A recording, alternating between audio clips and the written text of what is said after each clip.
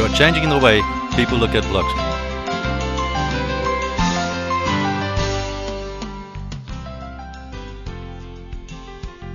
And it all starts right here. This visitor center is a window to our past. It's a snapshot of the present, and it's a roadmap of how we got here and where we can go. Since opening 6 months ago, more than 16,000 people have come through these doors. Along with our neighbors from throughout the South, we welcome people from Canada, the Netherlands, Germany, Great Britain, France, China, and Central America, just to name a few, along with the rest of the people around the United States. These visitors see multimedia exhibits. They tell the story of our city, our people, and our colorful history and promising future. It's just not visitors enjoying this beautiful facility. The Visitor Center has already hosted dozens of special events, like business meetings and convention groups and Mardi Gras crews. And we've even had several weddings and a baby shower. This center is doing just what we wanted it to do, introducing people to Biloxi and the Mississippi Gulf Coast. Next month, the Visitor Center will play a key role in telling our story to the rest of the nation. Mississippi Public Broadcasting is hosting the cast of the national radio show, What Do You Know? And then they'll broadcast their show live from the Sanger. They're telling millions about all of the things they learned about Biloxi and the Gulf Coast. And if you'll remember, the same day we dedicated that visitor center, we all drove over to Howard Avenue to cut the ribbon on the new public library and civic center. Most cities would call it a day after they dedicated a $13 million visitor center, but not us. We opened a $20 million library and civic center that have set a new level for municipal buildings. We've provided a first-class setting of dozens of special events, banquets, business meetings, weddings, and other special occasions. 4 carnival crews have already said it's going to be their new home, and we see even more coming our way.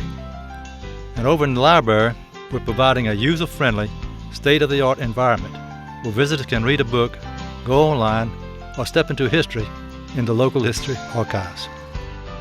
We already have dozens of special events on the books for the Civic Center and Visitor Center. We've hired one person to be in charge of booking both the locations to make it easy for meeting and event planners. Give Amanda a call. Let's not forget that these 2 facilities, which represent an investment of nearly $35 million, we're following up on a year where we made quite a mark. It's all part of our story. The Biloxi Lighthouse, the White House Fountain, the Old Brick House, work on our piers and marinas, which is still ongoing, the Katrina sculptures, and the restoration of the Magnolia Hotel and City Hall. Yes, we've done all of those things, but Biloxi is one of those "what have you done for me lately" kind of places. Right now, you can see progress in all parts of our city. There are projects that have been completed, like the $53 million upgrade of the Palace Casino Resort on Point Cadet, or the $16 million Salvation Army Croc Center on Division Street. Walmart will be opening its new 150,000 square foot supercenter in West Biloxi in April. McElroy's plans to open the new Harbor House restaurant in March. J.J. Peretich wants to unveil his 27,000 feet of retail at Sharkheads in March. Down at Point Cadet, the Biloxi Boardwalk Marina is open now. You'll find wet and dry slips to accommodate 400 vessels. Things are really going to move down there. There's a ship store, a fuel dock, and a new restaurant is under construction, with volleyball courts and more on the way. For those of you who don't have a boat, we'll have this bridge finished in a year. Of course, the Biloxi Boardwalk is just around the corner from Jimmy Buffett's Margaritaville.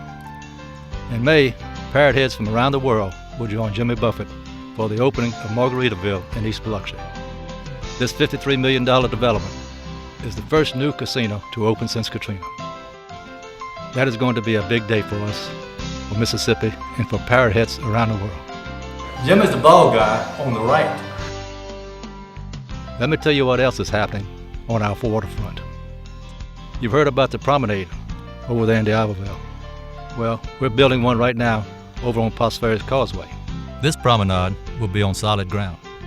It's going to be an 11-foot wide concrete water sidewalk that will run 1,400 feet from the small bridge of the causeway to the restored boat ramps. It's going to be a great place for watching the sunset, and it will be lit for nighttime fishing.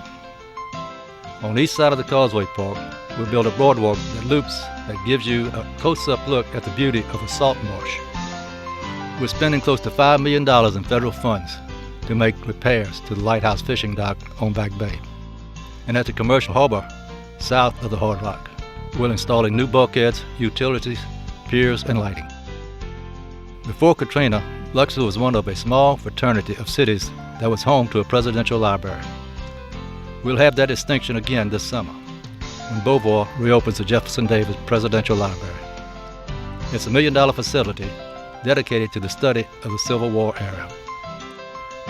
This summer, the Oral Keith Museum of Art will open the largest building on its campus, the City of Biloxi Center for Ceramics.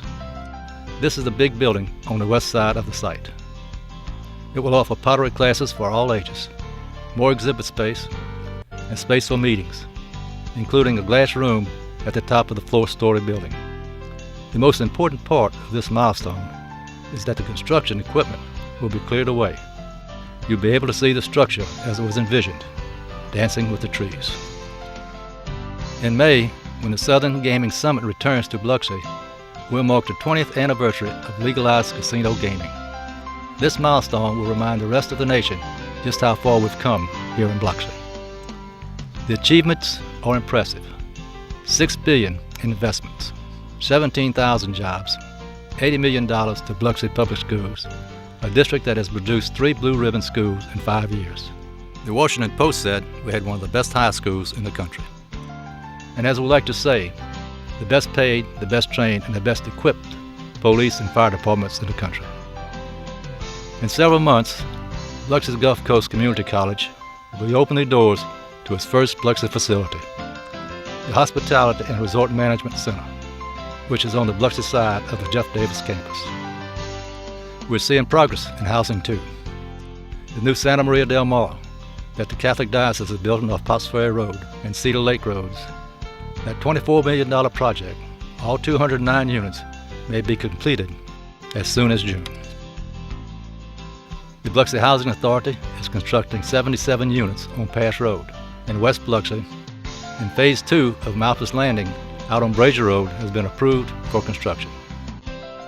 There's the Scarborough subdivision, a 60-lot subdivision being built by Breland Homes on Walsh Fayard Road and John Lee Road. There's the Peacock People subdivision that's also on Walsh Fayard and Lorraine Road. It's 172 lots. Breland Homes is continuing to build out the 72 lots on Villa Toscano on Atkinson Road. After years of negotiating with FEMA and MEMA, we have gotten the green light to move forward with plans for the Maritime and Seafood Industry Museum at its original Point Cadet site.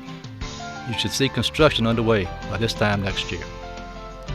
You'll also see construction begin on the bait shop at the small craft harbor. We have also received the okay to move forward with the new Public Works facility, which will be on the site near the current facility on Deloney Street. You'll be able to see all of these, but there's also some work that we'll be doing underground. This year, we began construction on $355 million worth of infrastructure work throughout the city. For several months now, crews have been working on the water, sewer, and drainage out in the Sun-Kissed and Ancient Oaks area. Over the next several months and years, you'll see the work roll out on the 14 major project areas and the 30 subphases. We're talking about 100 miles of streets, more than 1 million feet of water, sewer, and storm drain lines, and more than 70 wastewater pump stations. Almost every street, sidewalk, curb, and gutter that went underwater will be replaced or repaired. As vital as this work is, I suspect I will hear from many of you when your streets and sidewalks are torn up. Don't worry, our crews will repair, replace, and restore the infrastructure that will help our city prosper. On Howard Avenue, we're going to be continuing the streetscape project that we began last year. We'll take it all the way down to the tip of Point Cadet, where it will meet with Myrtle Street and the new fishing bridge. What we'll be doing is minimizing the number of overhead wires. We'll have the decorative street lights and curbing and improved the curb appeal of this gateway from downtown Biloxi to East Biloxi. You see that same kind of transformation in a big way over on 5th Street, which leads to the Margaritaville site. Like I said, we're changing the way people look at Biloxi. I can't say enough about how Coast Transit is changing the way we look at public transit. CTA recently invested more than $160,000 to construct specially designed bus stops at the foot of Rue Magnolia, at the new Visitor Center, and across from the new library and Civic Center on Howard Avenue. I told you earlier that CTA served over 1 million passengers for the first time last year, and I'm proud to say that CTA's first and second most popular routes are right here in Biloxi, on Pass Road and Casino Road. Our federal installations had an exceptional year, too. Keatsa launched 2 undergraduate cyber training courses and graduated 133 cyber warriors. The Angels Over the Bay Air Show with the Blue Angels attracted a record 160,000 visitors to Biloxi and the Gulf Coast. And to close out the year, the Biloxi VA Medical Center unveiled more than $150 million worth of improvements, including a 100,000 square foot mental health center, a 105,000 square foot addition to the extended care facility, and 1,000 car parking garage, primary and specialty clinics, and outpatient surgery facilities. On top of that, there's another $150 million in improvements in the works at the VA. While all of these things have been going on, our day-to-day work has produced this share of achievements and success. We tightened belts and cut expenses. We made tough decisions. Our management also caught the attention of Wall Street financial analysts. As a result of how we manage your money, we received the lowest interest rate that I think this city has ever seen. A 1.9% interest rate on $9 million of outstanding debt. That's saving us $700,000 in interest. A number of factors, like an improving economy, a proactive police work, and educating the public, led to a 19% decrease in property crimes. That's a huge drop in burglaries. Our police department responded to more than 66,000 calls for service. That means we're responding on an average of nearly 200 calls for service a day. In the fire department, we saw another record-breaking year for emergency medical calls. Overall, we responded to almost 7,200 calls for service in the fire department, and well over 5,000 of those were medical emergencies. That's more than we responded to last year, and more than the year before that. It's the most ever, and it's a number that's rising every year. Our fire department also reached about 12,000 people through public education programs, such as extinguisher classes for business, high school students, and teachers. We installed more than 350 smoke detectors, and we even conducted a fire academy for kids. It was a one-week camp that gave children important lessons on seatbelt safety, water safety, basic first aid, and life safety techniques. Biloxi Police reached out to you, too, through the Explorer program and school programs like DARE and GREAT to steer our young people away from drugs, gangs, and crime. Reaching out to young folks, along with old folks and baby boomers, is a specialty of our Parks and Recreation Department. Last year, our sports leagues, summer camp, senior dances, and other school dances all combined to engage thousands of people, from toddlers to senior citizens. And let's not forget our partnership with the Biloxi Public Schools to help us become a certified Excel by 5 city. This means that Biloxi provides the resources to help parents prepare their infants and preschool children for their first day of class. But another area that I'm especially proud of is the holistic approach we take to recreation. We're all inclusive. Biloxi is the first and only city in South Mississippi that has been offering the Little League Challenge baseball team for those with physical or mental challenges. We grew from 20 players in 2010 to 40 players last year. We had 400 students attend an art disability workshop for special education classes. And we saw the Arbor Day Disability Walk and Run attract 150 participants in 2011, a 100% increase from 2010. Living on a peninsula, as we do, we continue to appreciate the lessons of the past. Our Emergency Management Division installed a citywide network of siren towers to signal residents about pending danger, such as tornadoes. We're also spending over $1 million in federal money to retrofit 3 of our fire stations with wind-resistant roofs. Our efforts to regulate construction in flood zones is expected to provide another 5% drop in flood insurance rates this year, meaning Biloxi residents will see a total of 25% decrease because of our efforts. Working with Back Bay Mission, we have rehabbed 20 homes in 2011, and we invested more than $250,000 in a program that has helped a half a dozen property owners improve the facades of their businesses.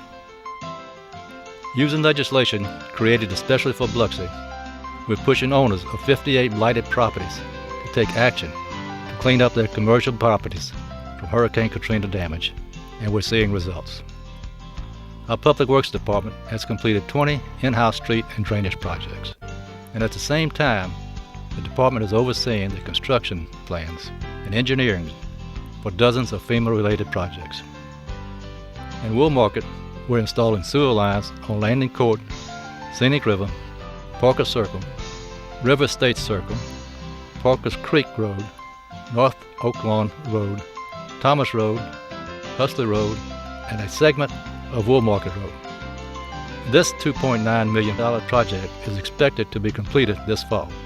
This year, the new $17 million treatment facility in Wool Market will come online. By this time next year, we'll see electronic water meters serving Biloxi's 13,000 plus water customers. Well, there you have it. The past, the present, and the future. What do you think?